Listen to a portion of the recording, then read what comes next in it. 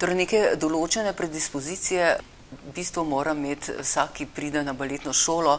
Žal, prvo je dobro, da ima lep obraz, somerno glavo, somerno telo, torej za balet so ugodne daljše noge, krajše telo.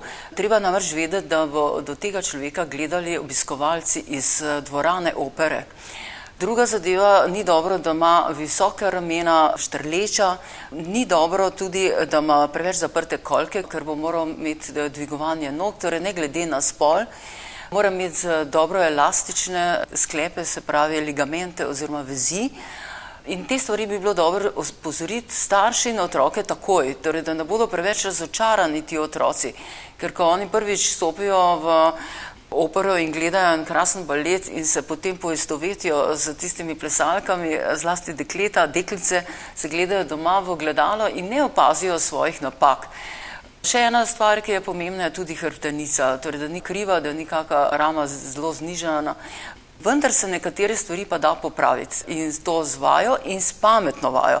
Torej, vsi tisti, ki delajo z bodočimi baletniki, morajo to poznati. Se pravi, mlad človek lahko sebe preoblikuje.